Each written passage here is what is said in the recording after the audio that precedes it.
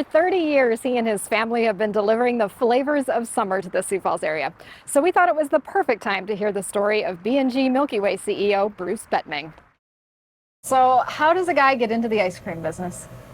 I was actually standing in line one day at the West 41st Street store waiting for ice cream. Seriously? Yeah. You were a customer? I was a customer, and I was talking to another customer, and he said, I heard they're for sale. So I thought, well, I've got a bit of an attitude. I was in corporate America, and I didn't like it. So I called the guy up, and I said, I'm interested in buying it, and he asked me how much money I had. And I told him, and he said, no, that's not enough. I was a young kid. I didn't know. So a year later, it's still for sale. And I borrowed some money from my sisters. I called him back, and he said, now we'll talk. And a year after that, we owned the Milkyway. An expensive ice cream cone, but ultimately a good investment. Yes, it was. Very good investment. Bettmeng is originally from Baltic. He's never gone far from his roots. Out of college, I worked in Kmart women's apparel. That didn't last very long. Then I worked for a credit card bank for about 5 years. And that's when I decided corporate America wasn't for me. So fast forward, what about acquiring this business just made sense to you? I just want to own my own business. I've got, an A-type personality, you could say. I want to be accountable for myself and my family. And working for myself is the best way to do it. I want to be rewarded for my work and not have my boss rewarded for my work. And I just, love the flexibility, the pressure, the fast pace, the working with the kids. I just love all that stuff. Shortly after they married, in 1992, he and his wife Pam became business owners. It was a joint adventure for sure. The business itself dates back to 1953. This is the original store on West 12th Street, now the oldest restaurant in Sioux Falls. They added West 41st Street in the early 1970s. When we originally bought it, I just wanted to survive. I really did. When you buy your own business and own your own business, it's day to day. And after we saw they were going to succeed, we decided, well, how can we expand and still have a personal life, I guess you could say. We thought, well, let's try to franchise them. So we franchised our first one over in 2000 over on Sycamore Avenue. What were those early years like? Were you doing a lot of this yourself? Oh, yeah. But the first 2 months I was in business, I also worked basically 9 to 5 at my other job. So I'd get up at 4 in the morning, come in, get the stores ready, get everything ready for the day, and then day help would come in and work. And then when I got off work at 5, I came back to work at my stores. Was it always seasonal, or was it year-round at that point? No, it's never been a seasonal, or never been a year-round business. Have you ever thought about being a year-round business? Never. How come? I could stay home and break even, and that's all you would do in the wintertime. It's ice cream, and people say, yeah, I'll have ice cream year-round, but not enough people do to make it feasible for me. Not in Sioux Falls, South Dakota. No, exactly right. And the West 12th Street doesn't even have heat in it.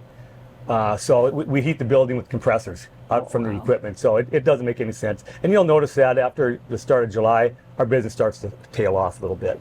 Meanwhile, that first nice day in March, they're there. It's a backbreaker, yeah.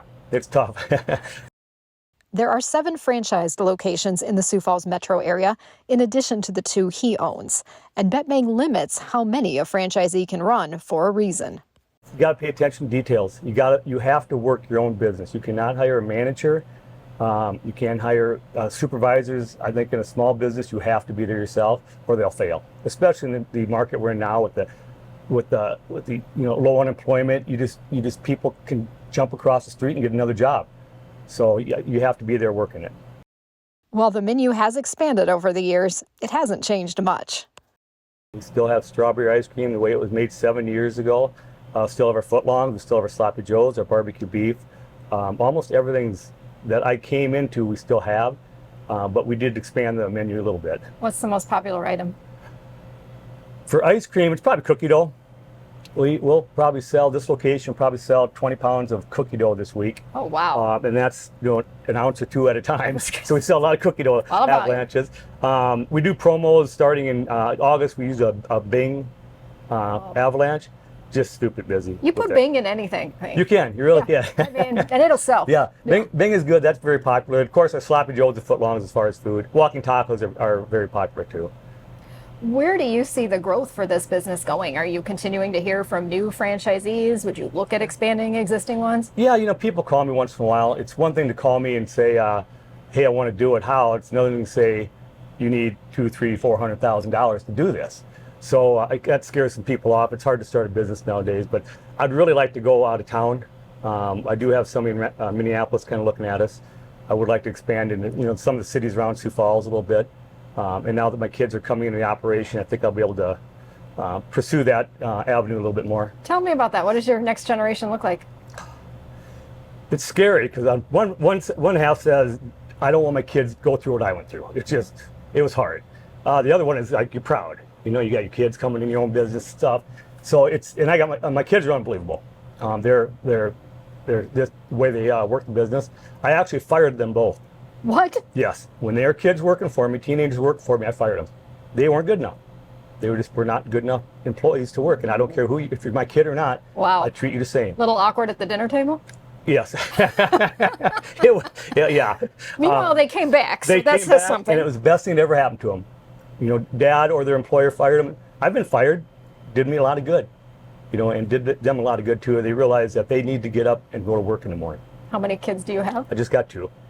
And you think they're both interested in coming into the business? business? Yeah, they're both back now. Working there now? Yeah, my daughter came back from LA. She was in the TV business out there and came back. And that was her plan all along. She wanted to go out and sow her oats, you could say. My son's been out in Boston for 4 years, Boston area, going to school. And he came back this summer now. I love that. So they're on both coasts and Yep. they're both returning home. Yeah. So does that mean you have to look at your transition strategy yet or not quite? Like I said, I like the control, so it's hard for me to let go. But I am gradually letting go a little bit so I can focus more, like I said, on the franchises. As someone who's employed countless young workers over the years, he's learned a few things about leadership and adjusted along the way. Being honest with them, that's another reason I would like turning this over to my kids. I don't deal with, you can't tell a person they're doing bad. You're not doing the job because they think I'm picking on them. Yeah. And I'm not. It's your performance. I'm doing you a favor telling you you're not going to cut it. But when you're 25 and getting fired, you should remember what happened when you were 15.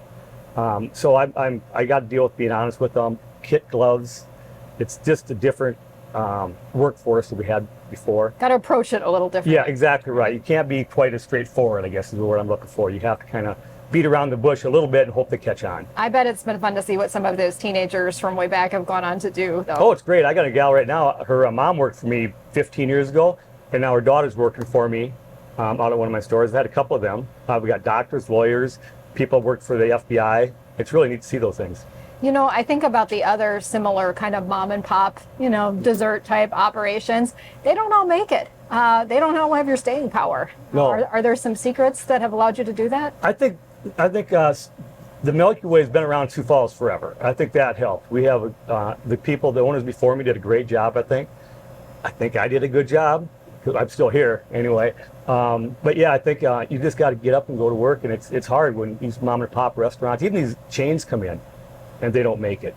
A lot of it has to do with workforce. They just can't get the people, and they're the price point when people refuse to pay $7 for a hamburger. There's a point where people say that's enough. And I guess an advantage I have with kids is you can pay them a little bit less, and they do get tips here too. So that helped me as far as my payroll is concerned. How busy are your days this time of year? Yeah, it's 60, 70, 80-hour weeks a lot. This time of year when everybody's trained, I can back off a little bit, but for the most part, it's pretty much running 8 months a year. And I don't expect people to feel sorry for me. I get 4 months off in the wintertime. And what do you do? I don't talk to people. I bury my head in the sand. I don't want to see anybody. I've dealt with people for 8 months. I need a break. Do you stay in town or do you go somewhere warm? I do. I like to hunt and fish. Okay. So I go out and hunt and fish. A little solitude, you could say. Disconnect. Yep, exactly. Right. But don't expect this seasonal CEO to ever disconnect entirely. I do enjoy my job. It's stressful and it's hard, but I do enjoy it. I do enjoy talking with the kids about politics and grades and sports, and it's just interesting their perspective on life and the world, just kind of getting in their life, really getting their brain a little bit, see what they're thinking about things. That's just interesting. Things like that are interesting to me. It's hard to see you hanging this up entirely, I'll be honest. No, I will not. I don't want to say ever retire, but I'm going to always have my hand in it. Yeah. We'd like to thank Market Beat for sponsoring the CEO series. Stay tuned for more conversations with CEOs making news throughout the year. And of course, for all your latest business headlines, head over to www.siouxfalls.business.